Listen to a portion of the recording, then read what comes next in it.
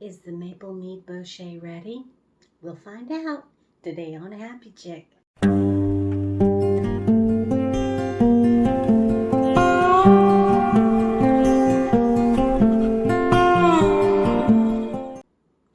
Hey everyone, I'm Lee and welcome to Happy Chick. Today we are checking back in with our maple mead Bochet to see if she's ready, if she needs to be sweetened a little bit more, or what. So let's go ahead and get ready for that specific gravity because that's the first thing we need to do, right? Well, yeah, right. Alrighty. So this has been going for a little while now, almost 2 months. We did sweeten it a little bit about a month ago. So, because I was afraid that I had not had enough sweetener in it to start with. And so, I've had to add some sugar. What did I do? Oh, I did a combination of maple syrup and honey. A little bit of, about a cup's worth of the syrups combined. So, let's see how she's doing now.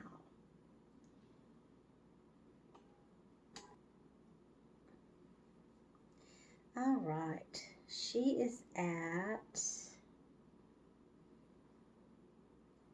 0.999, so she's really dry. So we definitely are going to have to sweeten her up. We're going to be sweetening this up, so no bottling, which is okay. It's turning into like a step feed where we don't overwhelm the brew with too much sugar or honey or, whatever your sugar source is. And that way we can control the fermentation and have it so that it's not so sweet in the end, or, we can narrow in on how sweet we want it. Or, if you wanted to end up carbonating it, we used, I believe it was EC118. So, if I liked it dry and I wanted to carbonate it, I could do that. I don't want it this dry though, I don't think. I'm going to have a taste. Might as well, gut it out. It smells very green though.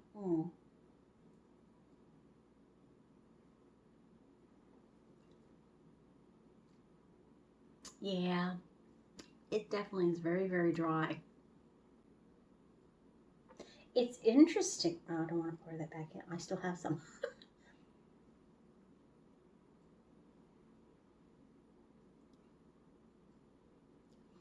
It's not mapley at all. Now, as it ages, it might have some more. It does kind of have a smokiness to it, so maybe that's from the maple. I don't know.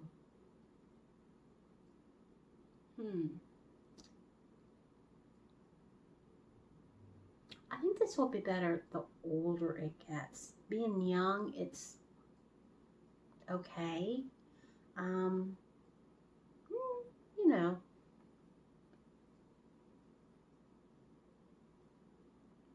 It is what it is.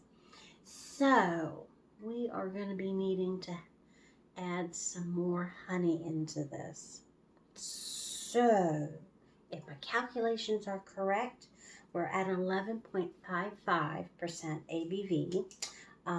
So yay, we're above that 10% that I was worried about. And I'm going to do about a half a cup of honey, which is about 125 milliliters, roughly.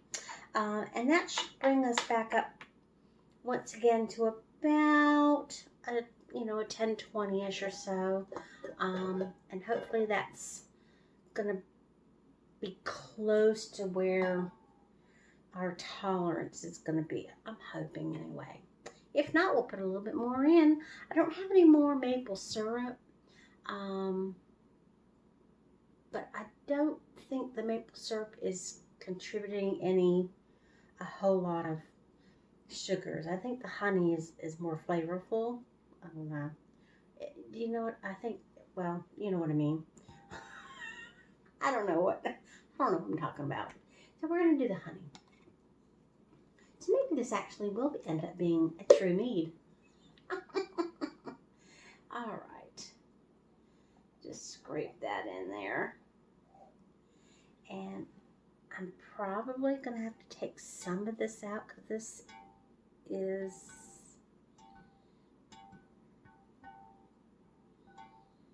is very full.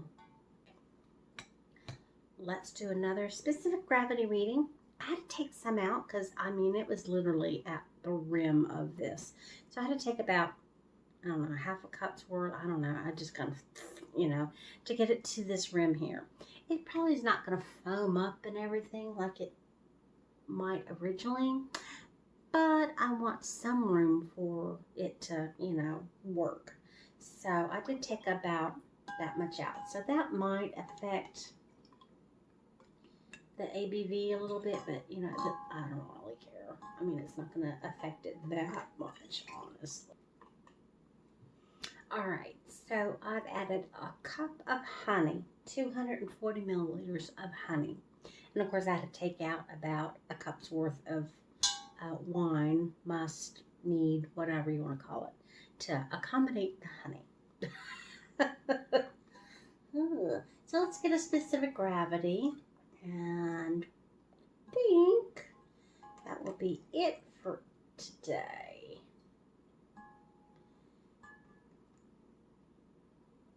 There we go.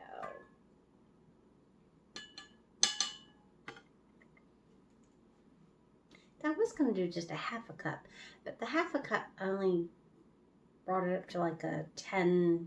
And it's like, that's maybe not quite enough. So I put in another half a cup. So now it's at 10-20. It's where I wanted it to be. Okay. So 10-20. Awesome.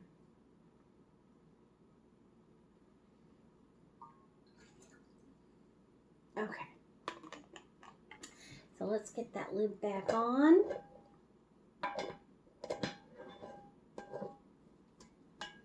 And hopefully that will ferment some more. I'm going to put it back where I ferment everything, and we will check back in a couple of weeks to see how she's doing. Today we are checking back in with our maple mead Bochet. That's the mead that we Bochet'd and the honey, and then put in some maple syrup. So mostly it was maple syrup, but we've had to back sweeten it, I think twice now, or yeah, twice with regular honey. So it's getting closer to being an actual mead. And mead does require at least half of the sugar to be honey. So we're getting close to that. Oh well.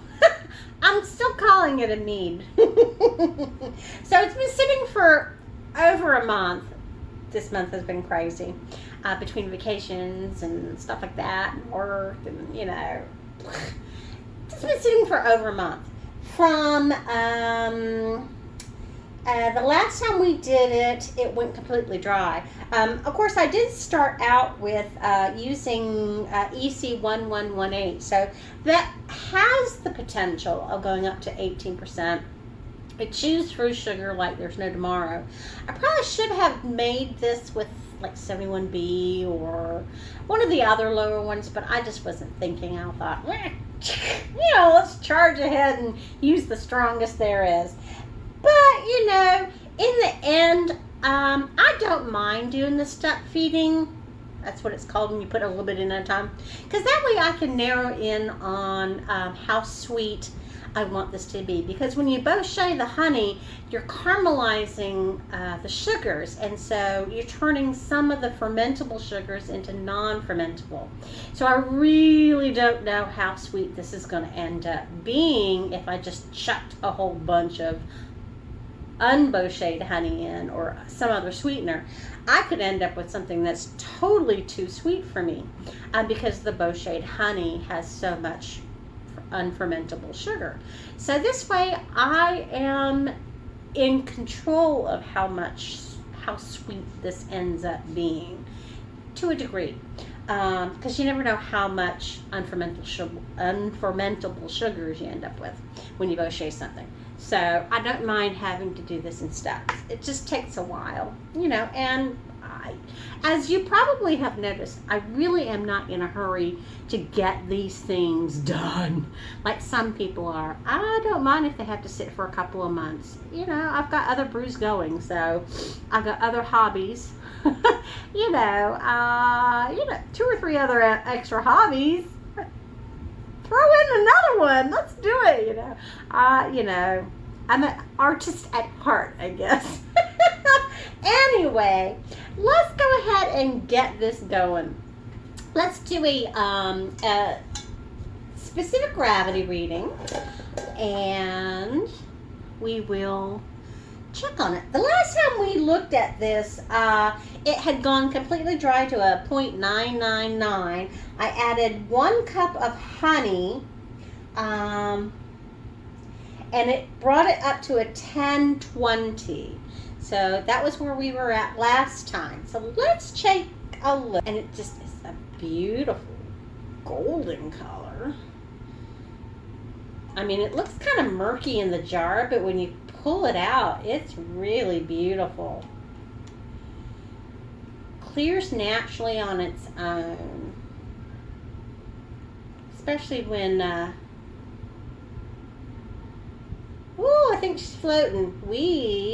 I think, may end up bottling this today. Because it's floating, that's a good sign. It didn't go all the way dry. So let's see, where are we at here? I mean, it's going to be on the drier side. It's not going to be sweet, sweet, sweet. So we are at 10. Bobbing up and down. 10. Okay, so we only dropped 10 points, or 10/100ths of a point. So, but that's okay. What is today's date? Today's date is, okay.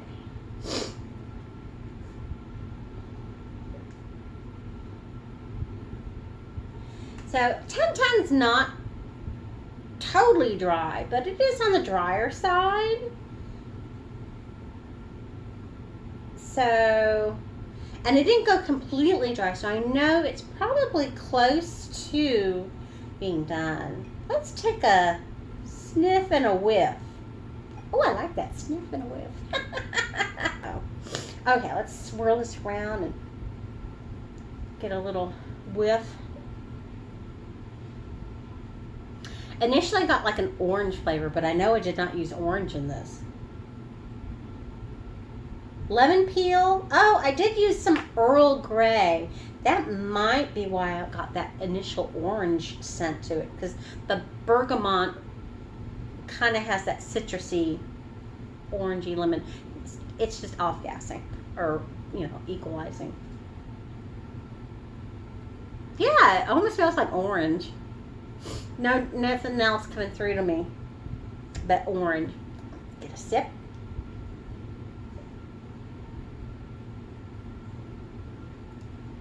Definitely doesn't taste orange.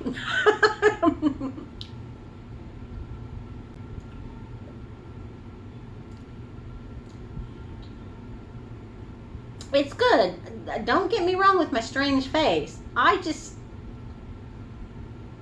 can't nail down the flavor. Definitely does not taste like maple syrup at all. But it doesn't really taste like honey mead either.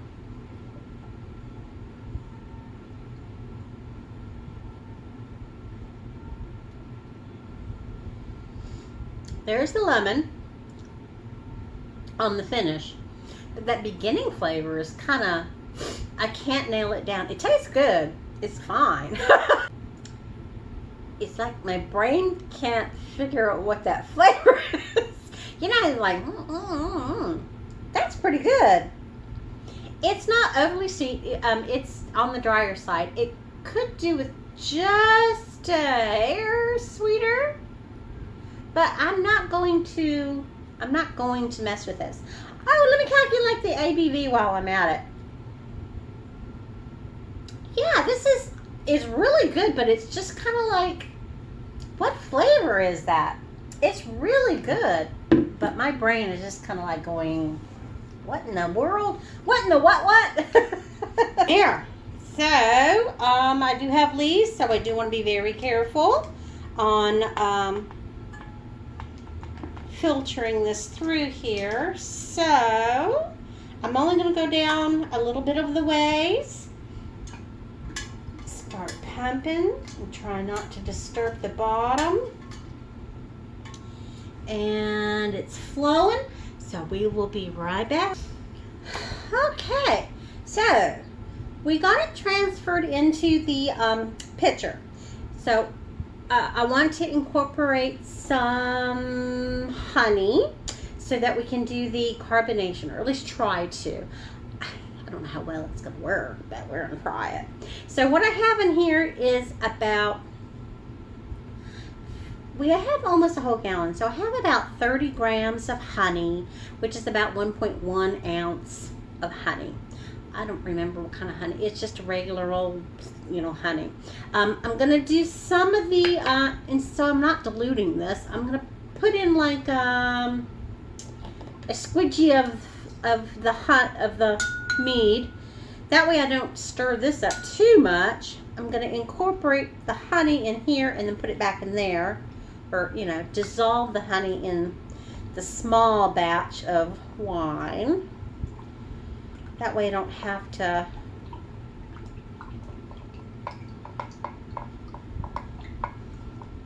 worry about, ABV ended up being 12.86, by the way. So I don't really have to worry about it turning into vinegar, but I don't want to agitate this too much, unless I have to. So, all right, so I've got the honey. You could do sugar as well. And I believe it's 1 ounce of sugar. I'm probably underestimating the honey, but I'd rather be safe than sorry. I don't want my bottles to explode, honestly. And I'm really just not feeling up to the juice in the mouth, so, All right, so I think I got most of the honey incorporated in here. It looks good. I'm going to pour it back into the pitcher. Rinse this out. Of course, this cup was sanitized, so yeah, I got almost all of it out. And then I'm just going to lightly kind of stir it so that it gets incorporated in the whole shebang. Blocking my face again. There we go. Now I can transfer this into my bottles. And I sanitized quite a few flip top bottles. I got 2 of the big ones, and then I've got 3 of my smaller beer ones. I'm hoping this is enough.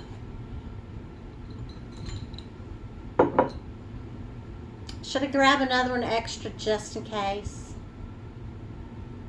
Always good to have an extra one. Let me go get an extra one just in case. I probably won't need it, but just in case. Just in case. So, let me get going here and bottling up. I've got my bottling wand already on here. Let me stand up.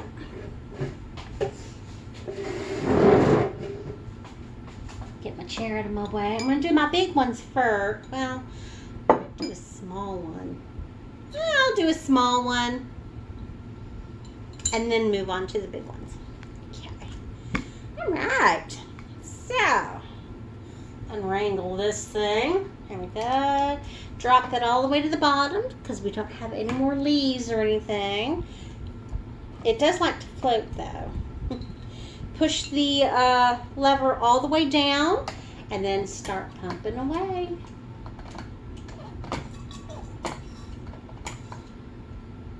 There we go. I'm going to fill these up as far as they go, and then we'll be right back. All right, so I ended up with 2 of the big bottles. 1 bottle, I almost forgot my control bottle. This is a plastic soda drink pop plastic. You can squeeze it. So this is my control one. I almost forgot about it. This what lets me know whether it's carbonating or not, or if it's done carbonating, because it will be hard as a rock and you can't squeeze it anymore. So got one of those. And then I just had a little bit left over, about that much left over, and I just put that into one of my old kombucha bottles, or a sparkling probiotic drink thingy. These are carb safe too, but it's only about half the bottle, so you know, I don't know if it's going to actually carbonate or not, but you know, won't fit into one of these big ones though. So this will be interesting. I'm going to go ahead and put these in, like I said, my ice chest, you know, an ice cooler. Set it in room temperature. It's not iced or anything. It's just the container itself. And then we'll wait a little bit and see if it carbonates. If it doesn't, it's not a big deal. If it does, fabulous. And it can take anywhere from just a couple of days to a couple of weeks. It just kind of depends on how the yeast is and whether it's going to do it or not. If it doesn't do it by 2 weeks, it ain't going to do it. So, you know. So we will check back in with you later on that. So thanks for watching, everyone. We will see you next time. Bye.